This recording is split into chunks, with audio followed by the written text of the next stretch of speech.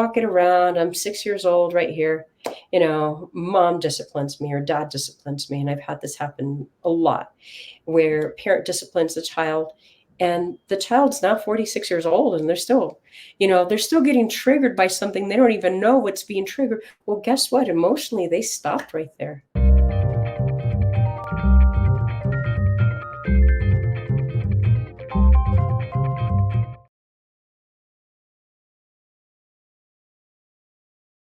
Hello, all of you Levelin Up people. So grateful to have you. We have my good friend, Rocío Pérez. It is going to be a phenomenal conversation today. We're going to be talking about how self-efficacy can boost the bottom line. And I'm so excited for our conversation. She is a person that has a wealth of understanding, a wealth of experience in business. And she is the creator of the MindShift system. We'll get into that a little bit later. But man, I'm so grateful to have you, Rocío. Man, what a pleasure to have some time today to share. So Tell me a little bit about yourself. What is it that you're so passionate about? Some of the things that you're excited for. Yeah, go ahead. I'm passionate about humanity. I'm passionate about people finding what makes their heart sing. I am passionate about the belief that we can instill in ourselves to be happy, to be able to create our version of a happy, healthy, wealthy life and live the most authentic life that we can live. I think it's possible for all of us to be able to do that, and it's within us all. Wonderful. I'm so grateful to have you on today. Well, thank you for taking some time out of your day to share some knowledge and some experience, some wisdom with all of my audience. And I wanted to first start off, when you hear the word self-efficacy, what is the thing that pops into your head? I mean, this is something you've studied for years, but what does that mean to you? So self-efficacy is really enhancing the belief in ourselves that we have the ability to succeed and accomplish our goals no matter what. That's what it means. And in order for us to get there, it's a process. It's a process of self-discovery. It's a process of even self-care. These are the major components for me when it comes to self-efficacy. Number one, and we'll go through them over, and that's the self-care component of it. We must be able to take care of ourselves, and I'll define that in a moment. Self-awareness, the self-reflection, self-discovery, self-regulation, self-forgiveness is something that we don't talk about. And also, which leads to the self-healing in addition to the overall well-being. What that looks like for me in my practice is that as individuals prioritize themselves, are you getting enough sleep? Are you getting the proper food, proper hydration? What is it that you're doing that's really feeding you, that it's allowing you to become present? See, they say that we have 98% of our life are blind spots, whether we know it or not. Can you imagine that? Like, we're going around thinking we know it when we don't know it, right? I know of a medical doctor, yet I don't know what they do specifically per every medical doctor. When we think about doctors, we have a general picture. So understanding that, first and foremost, we must be able to take care of ourselves. That means, am I getting enough sunlight? Am I getting enough food? All of that, even sleep. And they say, there's studies right now that say that you lose roughly 10% of your IQ if you don't have that. Imagine that. You're operating, okay, I didn't sleep well last night. Here I am, 10% less. I'm hungry, or I ate the wrong things that are too heavy for my body and now I'm exhausted. There goes 10% of my IQ. Maybe I didn't hydrate myself. There's another 10% of my IQ. What are we actually operating with? There's 7 items there under the self-care component. Imagine that. And then yes. I think that's amazing. So I Right? understand this right. You're like, if you don't take care of yourself, you're basically going to turn into a troll or into someone that does not function well. It makes me think of, when you deal with teenagers. I used to be a high school teacher. I taught theater and Mandarin Chinese. And you could tell when those kids did not get a good night's rest, or they were goofing off the night before, they hadn't eaten breakfast, because they were just so boring to talk to. It takes a while to pull that energy back out. And I think that's a great point. When you have great energy because of what you fueled your body with and the sleep, that's almost a different person that you're interacting with than someone that doesn't have that same level. So It is. And even our emotional intelligence isn't there. Can you imagine? I did this presentation in front of doctors, and this is what I asked them to do. I Mhm. was like, okay, take a moment. Let's just get ourselves grounded. We went through a breathing grounding exercise. And I said, okay, take a breath. Ask them to evaluate. And we can do that right now. Like, take a breath. What does that look like? And I shared with them how many of you are breathing from your shoulders. I'm like, okay. So I have hands raising up, right? How many of you are breathing from your chest? There's another set of people raising their hands. And like, how many of you are breathing from your belly? And Mm. that's your belly right here. Right. What does that look like? And when they discovered the vast majority were doing the shoulder breathing, the chest breathing, really the true breathing is from our tummy. And you have a little one. You know exactly when your little one is resting, and you can see them. Little belly going up and down. Up and it goes down. That is really the core of being grounded. We Mm. can literally throw ourselves into survival mode just by breathing alone, Oh yeah. even by a thought, a memory, a sound. You We start can throw ourselves into survival mode. yeah, you start getting nervous because of that. But as soon as you bring that down to diaphragmatic breathing, right? This is something I learned this in theater. Like if you don't have good breath control, you are shortening how far you can project. You're shortening your connection with people, and it makes it so it's harder to get that oxygen to your brain because there's not as much that you're using your capacity of your lungs for. So yeah, that's great. Right.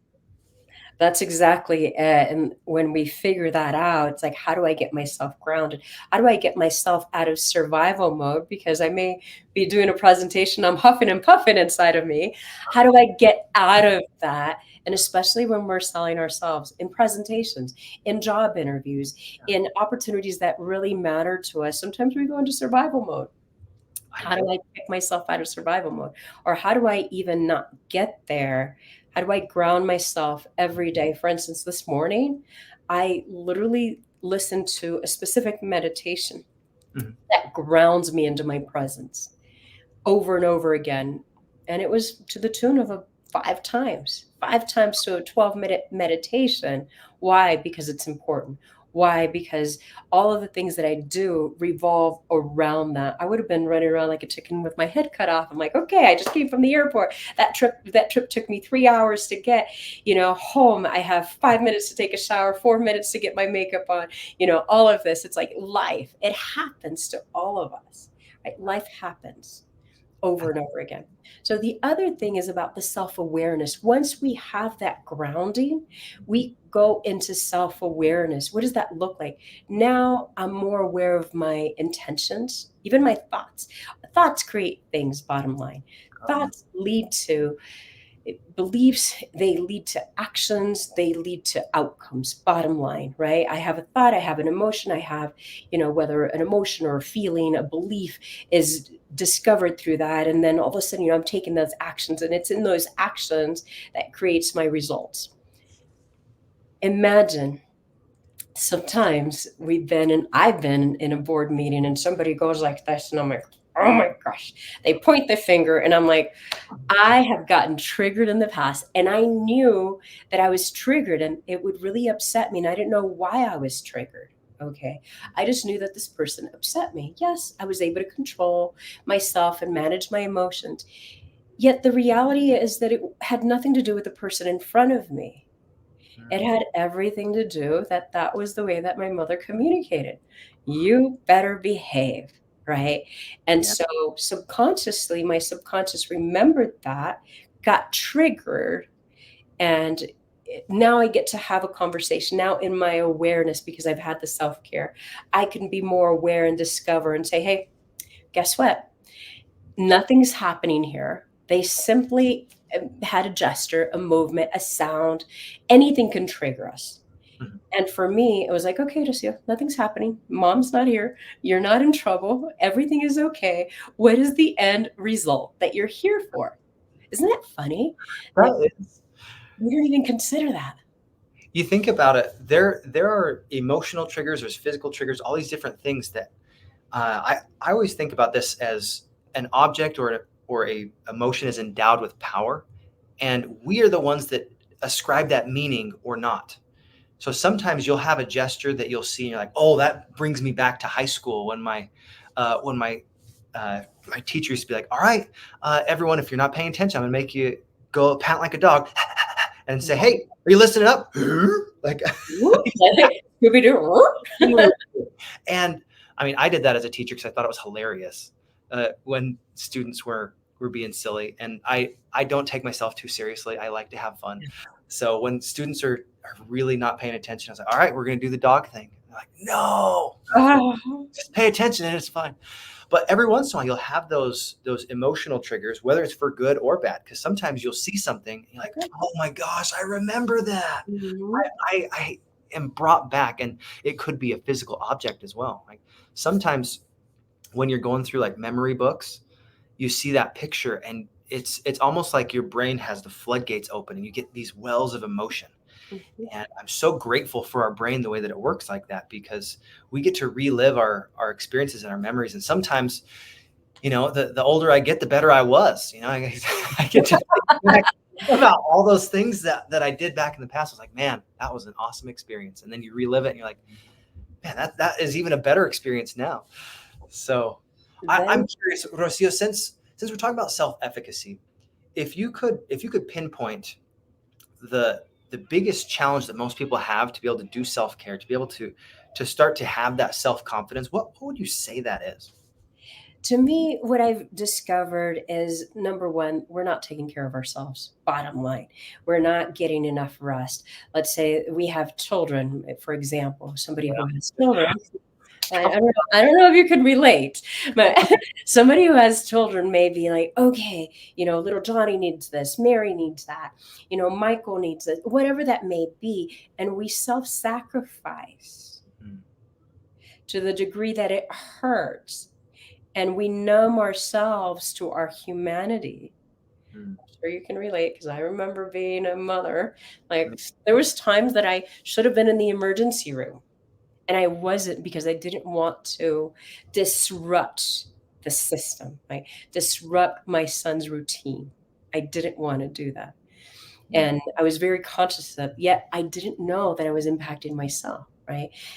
See, that which we sacrifice ourselves for, even on a subconscious level, we end up resenting, even if we don't want to, right? It's human nature. Our body's like, I need something, I need something, I need something. I'll say, you know, here I am, decades of doing that for my family, for others. And I ended up on a vacation, on a recent vacation, completely transparent. Okay. I was on a recent vacation where I just slept for days. I don't even know how I got there, okay? I don't even know how I drove, and I flew, I spent a Yeah. couple of days, and then I drove from the border into Mexico a couple of hours south to go vacation, and it was just sleeping. Wow. Why? Why do we wait until that moment? For me, I was so numb, I couldn't even feel it. I couldn't even feel it, what was going on. So that's something that leads, you know, when we ignore, even ignoring, here's something that I learned, even ignoring the fact that I have bodily needs. I need to go to the restroom. Yet I've been holding it for 4 hours. Wow. Who hasn't done that? Okay. Oh yeah. Like, whether you're holding it for an hour, 2 or 3, there's a point in time that our inner being gets upset at us. And That it's makes you know what? I'm not happy and I'm uncomfortable. So now what I've practiced after learning that is like, Rocio, check in with your body. What do you need? Do you need food? Okay, great. Let's feed you. Do you need to go to the restroom before you go into this interview, meeting, whatever? Because we end up resenting the experience when our body needs something. So that's part of self care, being responsible for what we need ahead of time and putting our needs there. Because what fun is it? And I know I've been in restaurants where I hear parents, it's like, mom is upset at the child, dad's trying to work with the child, and I'm like, oh my gosh, what's missing? What's missing? You know, what do you need? Because this can be a magical, mystical experience with your children over dinner, and it's not. Yeah. I think of this idea of recognizing needs as anytime that you are distracted with a bodily need or a physical need, you don't have headspace to do anything else because your body's like, hey, I need to go to the bathroom, or you're in trouble if we don't do this right now. Like, you're going to wet yourself. Or you think about kids, like sometimes they just need your attention for 30 seconds. But if you're like, hey, just hold on for a moment, hold on for a moment, it persists for 5 or 10 minutes. But if you said, all right, what do you need? And you get down on their level and you say, all right, what is it that you need? Like, I need some water, please. You're like, great, let's do it right now. Go get some water. And then they're okay for the next 5 or 10 minutes. And that's the mental capacity that we talk about. I can't even access. I was having this conversation with a retired MD pediatrician last night over dinner, and that's the conversation that we had. You can't even access enough to say, hey, if your body needs something and others are asking you for things, you can't even access the simple things like, okay, little Johnny needs water, right? Let me get up and get water. How? Let me take care of myself, because it's actually going to take a lot less time to take care of myself so I can be able to take care of others. And we think it's the reverse. Put on your mask first. Put it on first. Bottom line. That's so good. And I think as adults, we often forget to do that. So thank Mhm. you for the reminder. I've been teaching my kids this little distinction because sometimes it would get on my nerves when I say, hey, will you guys do this? I've told you this like 5 or 6 times. They're like, I know.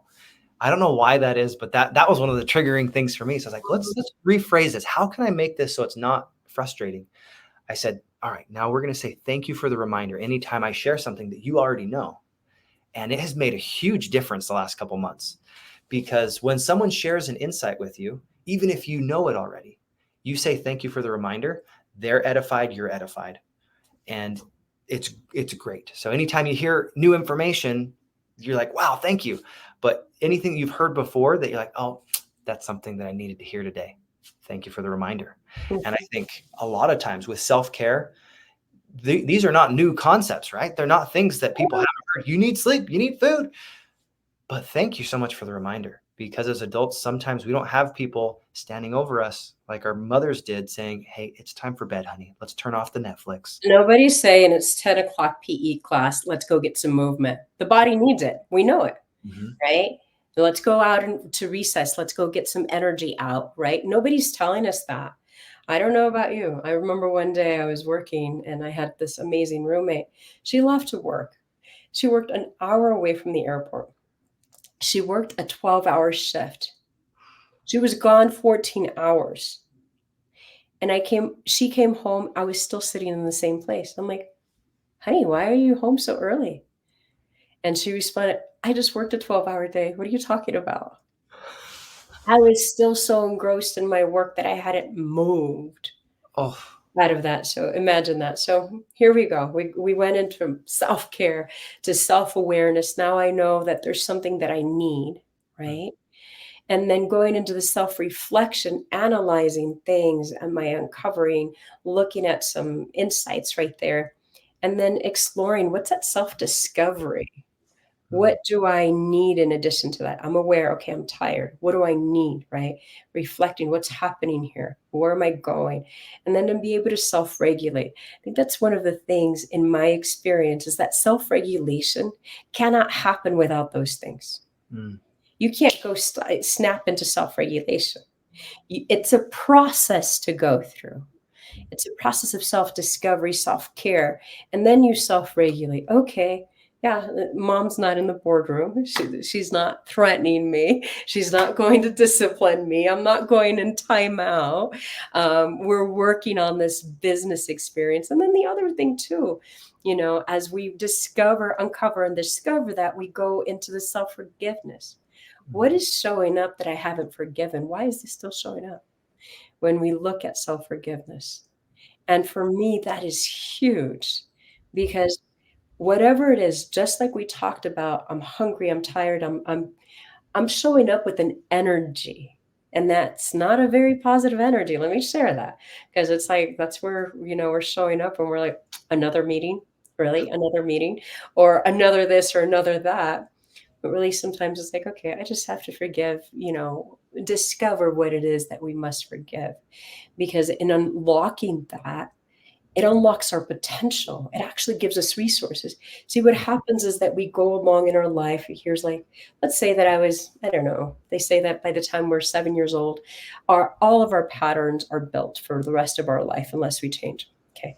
So let's say around, I'm 6 years old right here, mom disciplines me or dad disciplines me. And I've had this happen a lot where parent disciplines the child and the child's now 46 years old and they're still getting triggered by something. They don't even know what's being triggered. Well, guess what? Emotionally, they stopped right there in that situation.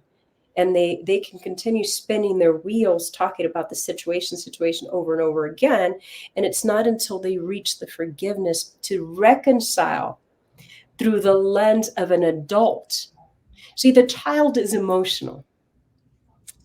Children cannot handle stress. Your baby cannot handle stress. Bottom line. They like regulation. They like all these things that happen for them, but they cannot handle stress. So what does it look like for us to be that adult and to transcend those experiences where we say, okay, now I get to do this. Now I get to understand, okay, well, maybe mom and dad took that away from me because that was the right thing. I wasn't listening. Maybe they needed me to learn something. And letting go of that experience allows us to be present. One of the things that reminds me of is when my kids are really motivated to do something, there's nothing that I can do to stop them to want to do it. Like last week I had the experience. It was a great experience where my daughter was just like, I'm done with training wheels. I want to learn how to ride a bike this week. And she was set in her ways and she's like, I'm going to figure this out and I need you to help me do it. And she was so motivated. I was like, I'm off the couch. I'm ready to do this. Holding the back of the seat, holding the front, whatever we need to do. And it took probably 8 hours of like actual time with her to go. And we took off the training wheels and got her confident. And it was so interesting because she went through all 4 levels of learning again with riding the bike, taking those training wheels off.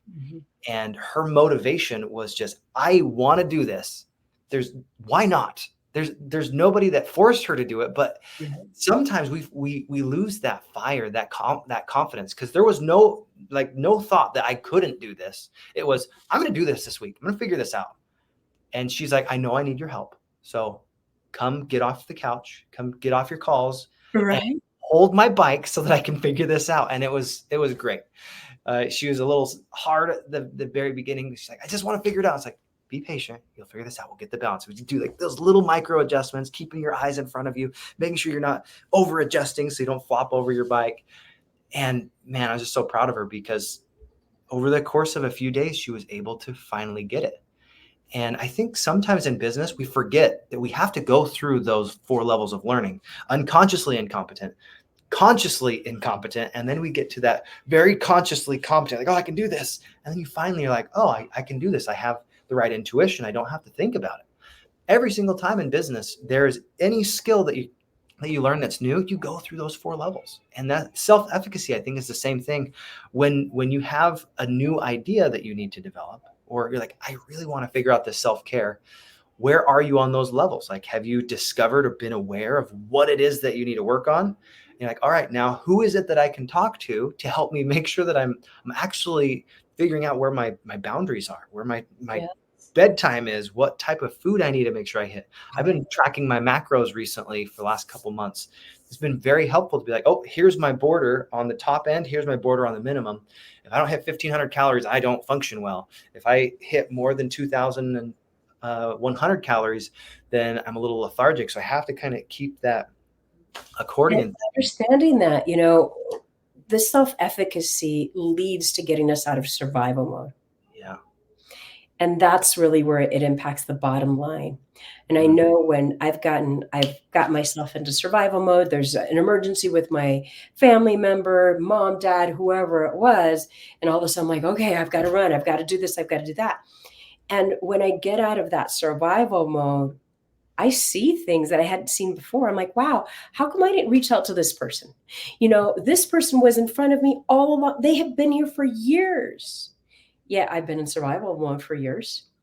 And that's where it impacts my bottom line, right? I can't make the best decisions. It's like being hungry. And I really hear that thing about food. I practice primarily a pescatarian vegan diet Nice. for the most part. And I know when I eat too much. Mhm. When I hit the 350 calorie, 320 calorie per meal, and I do eat a lot throughout the day. I'm like eating meal, because you've got to eat more food, more veggies into that. I get lethargic. As a matter of fact, I even get upset. It's Yeah. like, like when you're getting a cold and you're like fussy yourself, that's what it feels like for me. So how can I function when I'm feeling like that? I can't. I'm very uncomfortable. And that's how, when we see all these things impacting our bottom line, it is not somebody did something to us in business. It's like I was not aware of what I was doing to me Mm. first and foremost in business to myself. Therefore, there's a repercussion in business. So imagine I'm showing up with 30% less intelligence into the situation. Who's impacting my bottom line? It's not somebody else. It's me. Like I take control. I have 10-year-olds right now that I coach who tell me I'm the captain of my ship. If we can get a 10-year-old to recognize their actions and how their actions are leading to their results, Mhm. then we can definitely, as adults, get that too, right? That we can understand for every thought, there's an output when there's action. I love it. One of the ways I've always taught kids this idea of consequences and actions have specific results attached to them was it's the idea of if you pick up one end of the stick, do you pick up the other? Yeah, you do. You pick up one end of the stick, you get those consequences. And I think sometimes as adults, we forget that we get to choose our consequences because we chose which stick to pick up. And Mhm. if we don't want those consequences, don't pick up the stick. There, Right? there are specific things that we can do to upskill our business and we can upskill our life. We can be more aware. But if there's certain things that will create a downward spiral for you and your business, maybe overeating was one we talked about. It could be not getting enough sleep. Could be whatever it is in your self-care. Maybe you need time to recharge and read. For me, if I don't spend like 25 to 30 minutes a day learning, I feel depleted. I don't feel like I Right. can contribute because it's almost like I have to fill up my cup before I'm going to have that overflowing for other people. If you're always pouring out of a cup that's getting more and more depleted, eventually you're like, is there anything left in the cup? No. And there's nothing left. And that's the part that I would love for people. That's my mission in life, to help reflect on people. Like, this is something that's impacting you. How do you get to take control of your life, even breathing? Sometimes I've had people like, okay, Rocío, like, how do I get the magic bullet? I'm like, okay, first of all, we're on a global webinar and you're giving me 90 seconds to give you the magic formula while you've been there for 40 years. Okay, it's going to take some self-reflection for you to understand what you've been doing, because it's humanly impossible. Even with a baby, it's humanly impossible to do with that child 24/7. Right? You've got to sleep, you've got to eat, you've got to shower, you've got to, do other things. You're not always 100% with that baby, to understand that the only ones that can do the work is ourselves. And that's exactly why we developed the MindShift system, was with that in mind, to help people reach self-efficacy, to Mhm. help people take actions, to help people reach gratitude. If we can't see, bottom line, if we cannot see what we're grateful for, we're in survival mode. That's Mm. it. That's great. We're running around. I tell my friends or people when they call me, like, Rocio, let me tell you what's good. I'm like, take a breath. Take a breath. Be present. Be present with me here now. You already know exactly what it is that's important for you to do. And as you calm yourself down, your nervous system down, now you can access the rest. Imagine this. When individuals are in survival mode, all of our organs aren't functioning properly. You're there long enough in survival mode, it's going to impact everything because our body's not 100% functioning. And I love the example that Dr. Joe Dispenza uses, and that's the gazelle.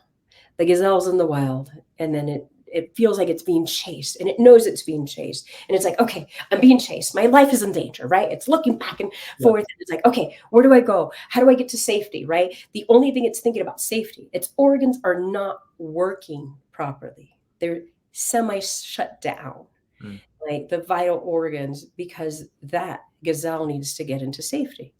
And then once it's in safety, it's like 15 minutes later, it's like, tossing its hair left and right, grazing on the grass, having a great time, sun bathing, whatever that gazelle's doing. And it's out of survival mode. Yet human being, and we touched on this, can kick themselves into survival mode simply by thought alone. We can kick ourselves into survival mode just by the way we breathe, even our posture. Yeah. We can like slouch down and get 10%, 30% less oxygen. And especially if we're breathing from our shoulders, we're pushing our lungs up into our rib cage, and then we're slouching, even limiting our breathing, our oxygen flow even more. So imagine 10% less intelligence based just on oxygen alone. What else are we doing, right? So when we talk about the self-efficacy and the bottom line, all of that impacts us.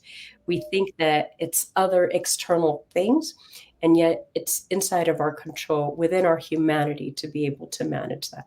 Manage your body, manage your thoughts, manage your mind, manage your emotions, manage your actions, understanding the distinctions. I love the fact that you use that word, because it's in the distinctions that is the success when we think about that. It's in the distinctions. This just reminded me of one of my favorite hallways when I was teaching at Copper Hills High School. We had a hallway that had an entire bulletin board that said, hey, who's in charge of your grades? Who's in charge and responsible for your actions? Who's responsible for all of the things that you have, as far as whether you can be on a team or not, whether you're a cheerleader or not? And there were multiple mirrors at different levels on that bulletin board. You step up to the mirror, you're like, oh, I see myself. I'm responsible for my grades. I'm responsible for my actions. I'm responsible for how I show up every single day, what I look like, how I treat other people, how kind I am. And I think often we as adults sometimes look outside of ourselves to find, well, what's the actual answer? Most of the time it's us. We are the problem and the solution. And that's what's cool, is we can control the controllables. We can control our reactions to things by saying, how am I going to respond to this? Not just react. Because you think about kids, they react to things often. Just you get a pinch, you get an ouch out of it. We're like, ow. But we get to choose. If someone as an adult pinches us, we get to respond. Well, am I going to say ouch? Or am I going to say, hey, I noticed you pinched me. What were you trying to do because of that? What was your intention? We can actually choose how we respond. And maybe the person's choking. Yeah. And that's all they can do. And we're saying, and we're not even have the capacity to think, right? Especially when we're thinking. And this happened to me. I was at a dinner meeting. I stepped away to take a phone call. The phone call got a bit intense. I had taken a bite in the middle of the phone call, and then I'm choking. Okay. So I run back to the table to get help. And of course, long story short, it's that moment to understand, like, be aware of your surroundings, be curious. It's that curiosity. It's like, what's happening? What does this person need? Why did they do that? What did it mean to them? You can't be aware if you don't have self-efficacy, right? We're constantly going to be reacting. When we have self-efficacy, we're going to be responding. Yes. I love that. And I think part of the reason why this is so impactful, not just for me, but for anyone, is the more awareness we have for ourselves, for our business, the more power we have to respond to stimulus. Yes. And we can choose those things. But if we're always in reaction mode, always that gazelle looking, is there a lion somewhere? Then we are always in fight or flight, in that survival. But I like the way that my friend Greg brings this up. He's like, well, in the Serengeti or in Africa or whatever, you have those antelope, you have those gazelle, and you have the lions. They both get up and they run, but you get to choose. Are you going to be a lion, or are you going to be a gazelle? Are you going to get what you want out of life, or are you going to run away from danger all the time? And sometimes I think as a business owner, we get to choose, are we going to be a lion today, or are we going to be a gazelle? And for me, like, I want to be a lion. I want to be someone that says, you know what? I have 100% responsibility for everything in my business. And if I didn't get enough sleep, that's on me. If I didn't fuel my body well, that's on me. And suddenly I'm not pointing fingers at other people. I'm pointing them at myself. What do I need to do to change? Because that would be the key to boost your bottom lines. If we change, we can start to make those shifts in others, and we give people permission to change their life. Yes. And I love that. When we change, everything changes. When we change, everything changes inside of us. And to develop that, we've been in these patterns for such a long time that it does take some time. It is intentional. It is, for me, with my son, when he was growing up, I was like, I wanted to mold the man that I wanted him to be. I didn't raise a child. I molded a man, right? I started with the end in mind. And mind you, I was 19 years old, okay, with a 4-year-old when I made that realization. And I'm like, okay, I intentionally choose to be that. But at the core of it, you named something that's really important right there. We've got to take those actions. We've got to be bold. And to be bold, we take courageous actions, right? Once we take courageous actions, and this is part of the MindShift Game itself, right? It's courage. These are part of our board game that is absolutely amazing to help create those new neural pathways. So after we take the courageous actions, we go into boosting our confidence. That happens over time. It can happen in one day, it can happen in 3 days, it can happen in 3 months. It depends on how much we practice that. And then we can really tap into our vision. How many times do we have doctors, lawyers who end up being bakers and massage therapists and whatever they become because of that's not what they wanted to begin with. They didn't want to become that doctor. They were following somebody else's dream. They couldn't even access their dream because they were in survival mode or in pleasing mode, right? Because we do have a tendency to fawn, especially as children.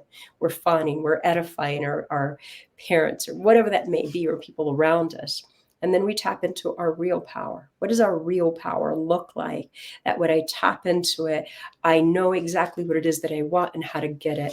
And then we elevate our energy. We have the capacity after doing that to review our life, to reflect, to reboot, to adjust, to adapt, to have that deep reflection and have that overall understanding of who we are being, because it is in our being and our way of being that gives us the results that we get out of life.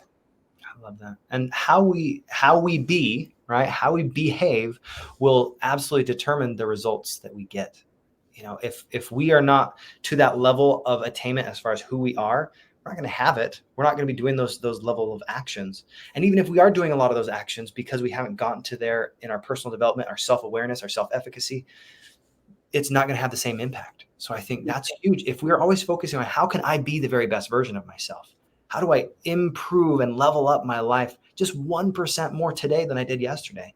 Eventually, 1% after 1%, here a little, there a little, light upon light, will build a beautiful life. And I'm so grateful for you, Rocío, to share some of those insights. I mean, you've got a wealth more of experience. I know we're going to have a great time on your podcast as well, your show. Man, I'm so grateful for you. Any questions that I didn't ask you that you wish I had before I sign off? That's a great question. I'm going to share one thing. All the answers are inside of us. Bottom line. When we reach self-efficacy, we're no longer playing copycat. And just think about, like, I'm copying this person. I remember I was following, I'm not going to name them all, but I'm going to go ahead, this amazing business speaker and this amazing business guru and that. And it was just like building a fur coat. Let's just lack of a better example here. But imagine, okay, I have a spot here that's this shade and that shade and that shade and that shade. And by the time I end up, that's not what I wanted, right? It doesn't have the efficacy of what I wanted to begin with. When we reach self-efficacy, we're no longer seeking outside of us. And when we do go outside, because it's an important piece, a consultant, a piece of advice or whatever that is, we're able to decipher what that means. We're not taking it and saying, oh, okay, let me go ahead and implement it. It's like, okay, we'll question it. We'll look at it. We'll take the pieces that work for it. It's like going to the buffet of life, that we get to choose what it is based on where I'm going. I always hold the roadmap. I've had the roadmap to my life since I was 15 years old. and way before them. Really, I was guiding the adults in my life to get what I wanted out of life. Mm. Okay. Because I needed to be an adult to have it and I wasn't. So guess what? Guess what I get to do? I get to always have that roadmap. I have the roadmap, and it doesn't matter who comes into my life. I have the roadmap. I know where I'm going. I know what I'm doing. And the more connected I am to myself, the self-efficacy, the easier that life is for me. The thoughts, the ideas, the inspiration, the memories, the insights come to me. So everything is meant to be here. It's already here. We're perfect, whole, and complete. We're perfect. We're born in its perfection to the degree that we're supposed to be. I love that. Thank you so much, Rocío. Great way to kind of tie a bow on this whole thing. All the answers are inside of us. And as we are willing to do the work, to dig deep and figure out, what do I actually want? What is the determining factor for me to get to that next level? We'll be able to uncover those things, but it's not something that happens overnight. Typically, this is a lifetime of discovery. And one of the things I've found is, as I learn more from other people, I learn more about myself. I start seeing things in myself, and opportunities start to create and become attracted because I'm doing the work consistently. And you can do the work too. And thank you so much for sharing about your game, about the MindShift system a little bit, about this idea of self-efficacy. I'm so grateful for this conversation. I'm a different person because of this conversation. So thank you so Thank much. you. Likewise. And it's something, last word, it's not something we can assign to somebody else. Mm. Bottom line. You said it perfectly. We've got to do it. Yeah. Got to look at that man in the mirror, right? Or woman. So true. So true. Well, thank you so much for being here. How do people find you online so that we can? You can find me on the website, themindshiftgame.com. We have a MindShift Game University. Come meet us on Facebook, LinkedIn, Instagram, anywhere. Find us on social media, YouTube. You'll find us there. So Rocío Pérez, the MindShift Game, and the MindShift System. Wonderful. Thank you so much. And guys, with that, I'm going to say one more time, thank you so much, Rocío, for sharing and pouring so much of your value into the audience.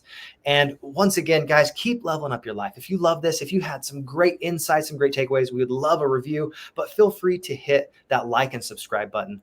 We're live every single Thursday. I'm so grateful for you guys, for all of the things that you're doing. Keep leveling up your life. And remember, don't wait for tomorrow for your life to change. You can do it today. So God bless, guys. And I'm going to hit this little bookend and have a great day.